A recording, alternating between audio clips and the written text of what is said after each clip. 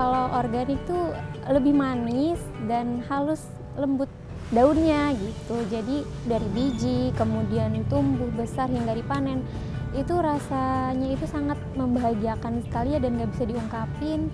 Apalagi apa yang ditanam kemudian dipanen bisa dinikmati bareng dengan keluarga. Saya pernah merasa kayaknya udahan aja deh berkebunnya.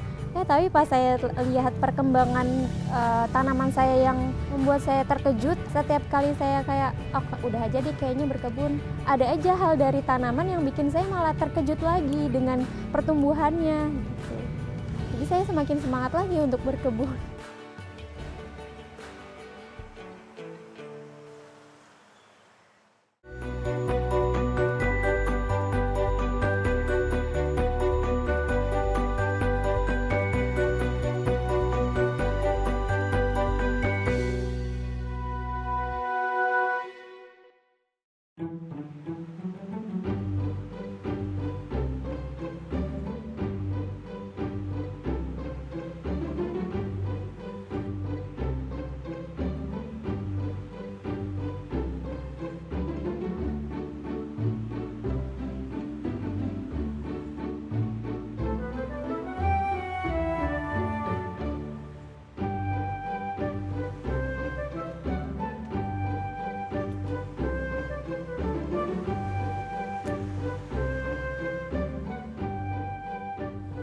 Halo teman-teman semua, perkenalkan aku Faska, selamat datang di kebunku. Hari ini aku mau pruning-pruning dulu beberapa daun-daun yang sudah tidak produktif. Untuk luas kebunku ini sekitar 60 meter persegi ya.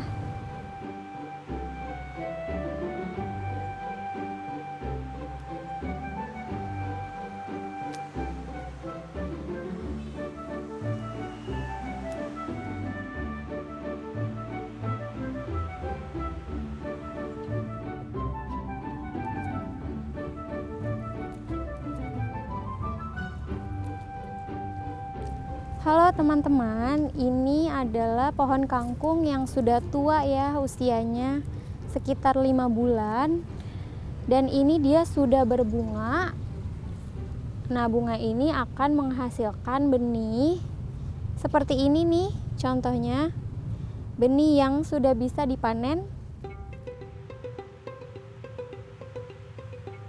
Nah, seperti ini benih kangkung. Pohon kangkung ini usianya sudah sekitar 5 bulan ya, sudah tua. Sengaja tidak saya panen-panen lagi supaya dia bisa menghasilkan benih seperti ini.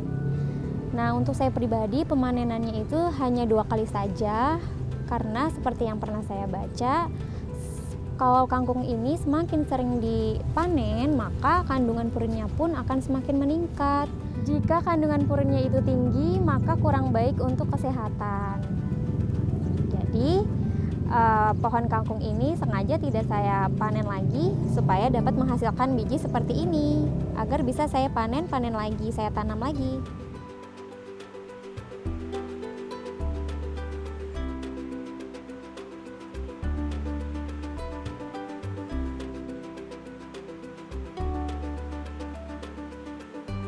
Awalnya aku itu terinspirasi dari sosial media yang seliuran tuh di Instagram. Kayaknya seru nih ya berkebun. Aku juga lihat rooftop aku ini kan awalnya kosong ya, kosong nggak ada apa-apanya. Mulailah aku di situ untuk berkebun secara hidroponik awalnya. Berhasil kan ternyata. Nah, dari keberhasilan itu aku jadi penasaran nih, pengen coba juga nanam secara organik. Awal aku menanam secara organik itu langsung banyak, bervariasi apa aja kan ditanam. Sebelumnya aku nggak punya pengalaman sih ya, pengalaman untuk berkebun. Jadi kayak otodidak aja gitu ya. Dan alhamdulillahnya berhasil.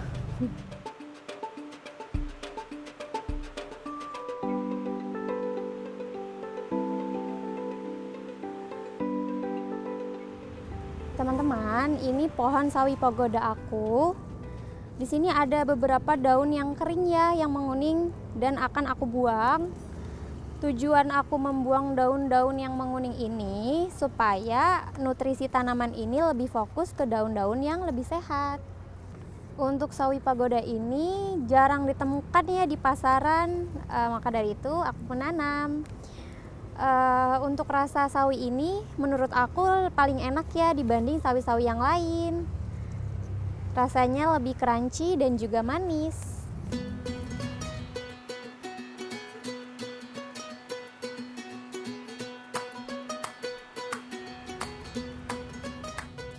Di sini aku menanam 5 macam jenis terong, tapi saat ini yang sedang berbuah hanya 3 jenis saja. Ada terong hijau panjang, kemudian terong putih panjang, dan terong ungu bulat. Di samping itu, wali murid tempat aku mengajar juga pada mulai berkebun dan mereka memesan beberapa macam jenis bibit ini ke aku.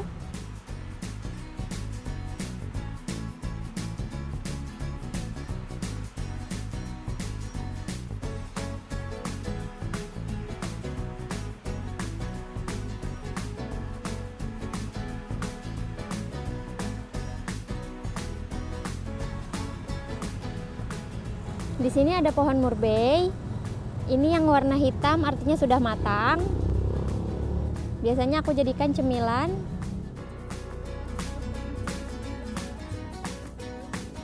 Rasanya manis. Dan di sini juga ada murbei yang masih warna merah.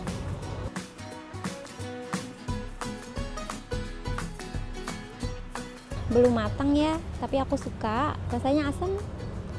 Sebelumnya rooftop ini kan kosong melompong ya Kak, nggak ada apa-apanya. Nah, karena saya juga ingin mencoba untuk berkebun, padahal awalnya saya nggak tahu apa-apa nih tentang ilmu berkebun. Ya saya cobalah nanam dari jenis yang mudah-mudah ditanam dulu, kayak kangkung, pakcoy, sama bayam. Dan berhasil, ya udah jadi kebun ini saya manfaatin sekalian aja untuk berkebun setiap hari gitu, biar imun saya juga meningkat ya. Kalau ke kebun tuh rasanya stres saya tuh hilang gitu Kak. Kalau tanaman khusus sih sebenarnya aku sama suami suka dengan semua sayuran dan buah ya, jadi makin mendorong lagi untuk menciptakan kebun mini ini.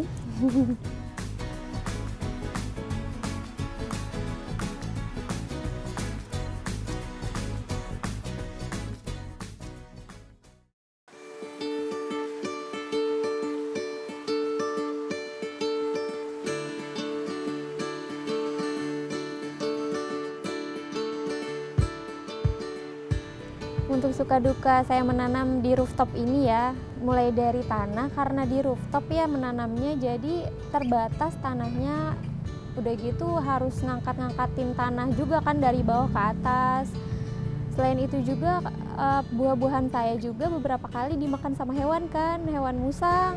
Karena apa namanya ya, di pohon-pohon sini sekitaran sini banyak juga musang, jadi kalau misalnya nih pagi kadang buah-buah saya udah terdampar nih di bawah gitu, stroberi saya pada hilang. Itu sih suka dukanya.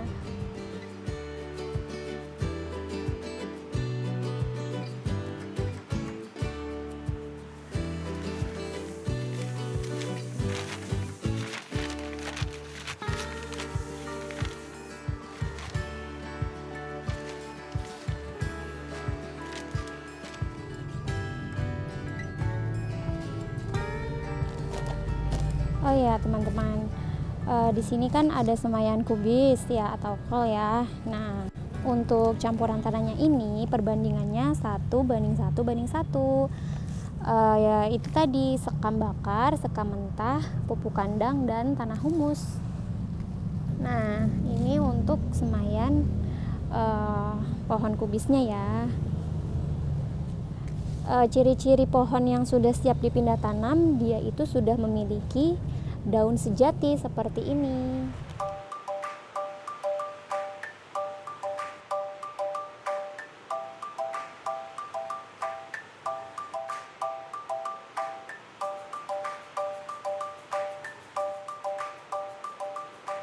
Nah, teman-teman, ini aku mau pindah tanam pohon cabai. Sebenarnya pohon cabai ini telat banget ya dipindah tanamnya, karena dia daunnya ini sudah banyak banget. Nah, ciri-ciri tanaman yang siap dipindah tanam itu memiliki daun sejati, seperti pohon kubis tadi. Nah, sedangkan si pohon cabai ini, dia bukan hanya memiliki daun sejati lagi ya, tapi udah banyak banget, cabangnya juga sudah ada lumayan banyak. Telat dipindah tanam, tapi nggak apa-apa. Ini polybag yang aku pakai ukurannya 40 x 40. Jangan terlalu kecil ya polybagnya, supaya pertumbuhan si cabainya bisa maksimal.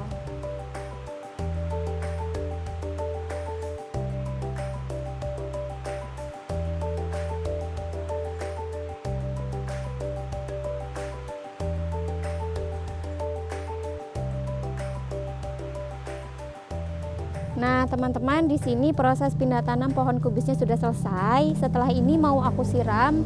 Untuk pemanenannya itu bisa sampai 2-3 bulan ya. Tergantung perawatannya juga, bahkan bisa lebih dari 3 bulan. Karena aku sendiri pernah panen pohon kubis itu lebih dari 3 bulan. Tapi dia bagus sih hasilnya. Ada yang cepat dan ada yang lambat.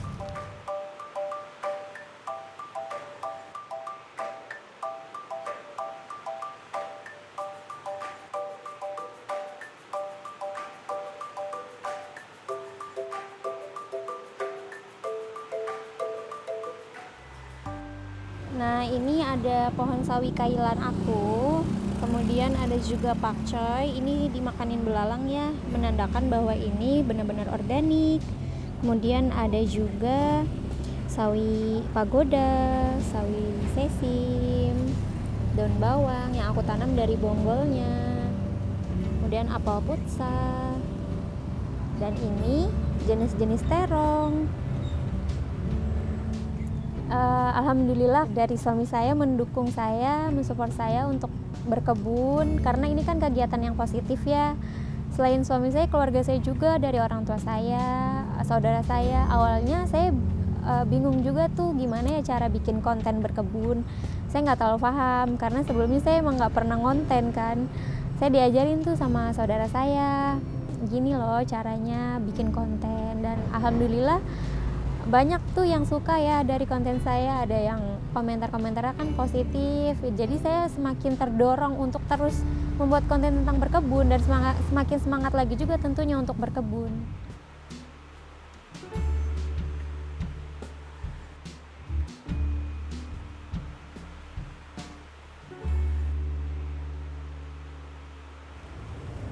Teman-teman, aku mau panenin macam-macam jenis sawi ini. Ada sawi pakcoy, sawi pagoda, sawi kailan, dan sawi sesim. Yuk.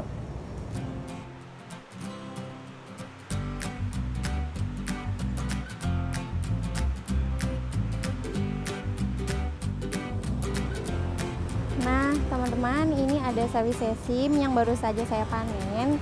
Seger banget ya sayuran organik ini. Nah, di sini juga saya akan memanen sawi pagoda. Yang mana sawi pagoda ini jarang sekali ditemukan di pasaran ya, tapi rasanya enak sekali.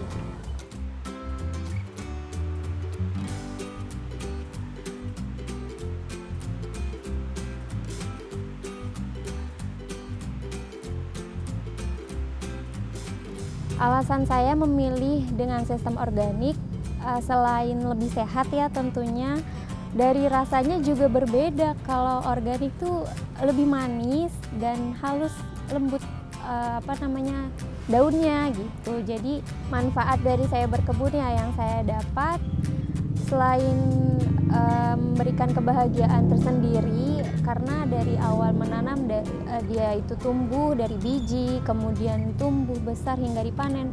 Itu rasanya itu sangat membahagiakan sekali ya, dan gak bisa diungkapin. Apalagi apa yang ditanam kemudian dipanen bisa dinikmati bareng dengan keluarga. Itu rasanya sangat Masya Allah ya, senang banget.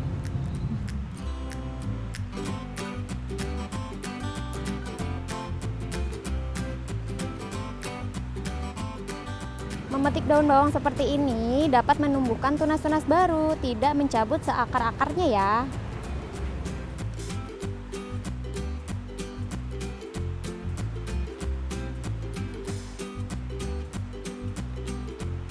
Saya pernah merasa kayaknya udahan aja deh berkebunnya.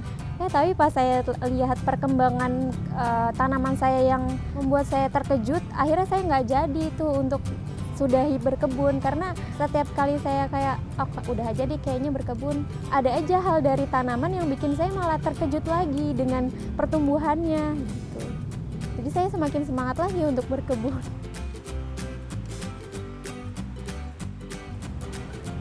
Nah teman-teman, inilah hasil panen hari ini di kebun Pasca.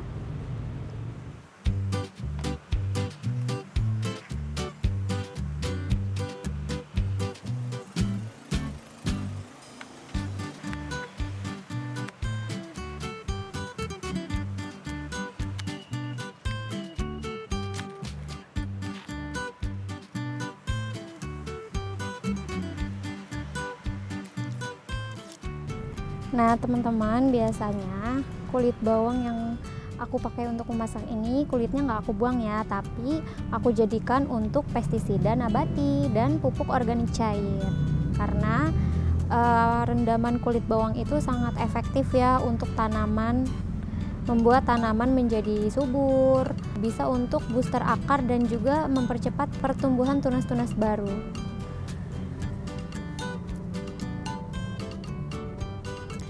Nah, ini kulit bawang yang aku kumpulkan untuk aku jadikan sebagai pupuk organik cair dan pestisida nabati.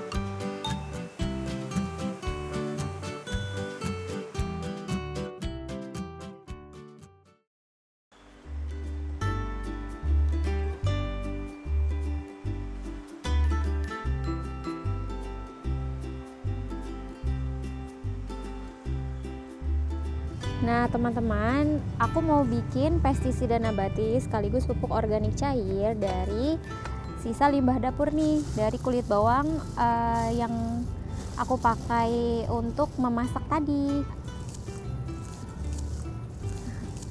Untuk cara membuatnya seperti ini ya, tinggal kita taruh aja di wadah.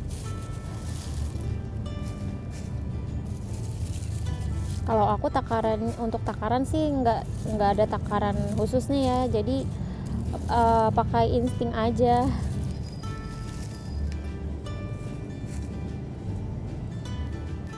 Nah setelah ini kita campur dengan air bersih sampai dia terendam ya.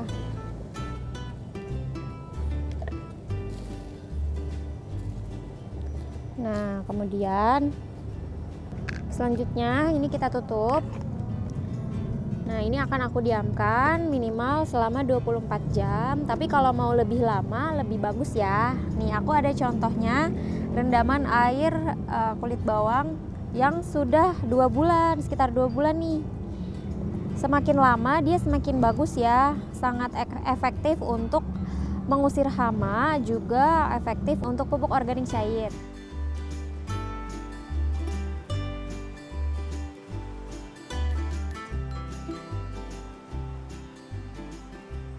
Nah teman-teman, ini adalah air rendaman kulit bawang yang tadi sudah aku buat. Ini untuk takarannya 100 ml air rendaman kulit bawang dicampur dengan 1000 ml air bersih.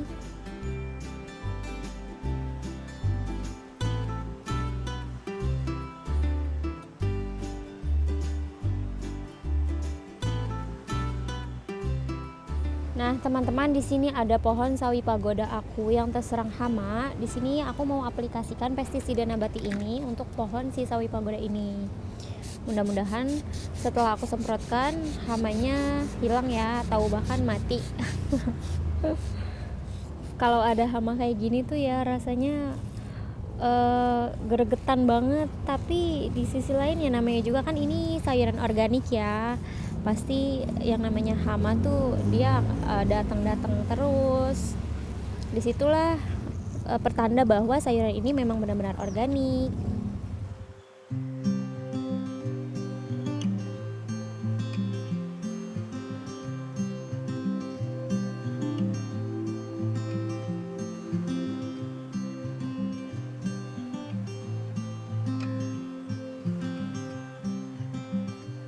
Ini adalah kompos yang aku buat dari limbah dapur seperti kulit buah-buahan, kemudian ada juga dari sampah, ada daun-daun kering yang aku masukkan sini. Kalau bagian atas ini belum jadi ya. Nah, kita lihat yuk yang bagian bawah. Sepertinya dia sudah jadi nih komposnya. Nah, teman-teman, yuk kita lihat kompos ini kira-kira sudah jadi atau belum nih.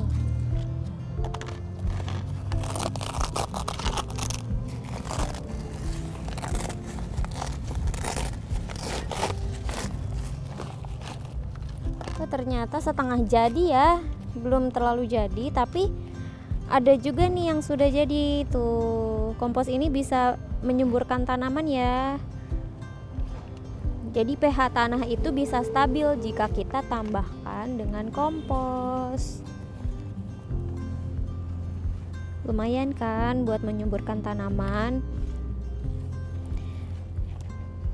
Ini sebelumnya dari sisa kulit buah-buahan, juga daun-daun kering di kebun yang aku kumpulkan, aku masukkan ke dalam kompos bag ini. Nah, kompos ini mau aku aplikasikan ke tanaman-tanamanku supaya dia lebih subur.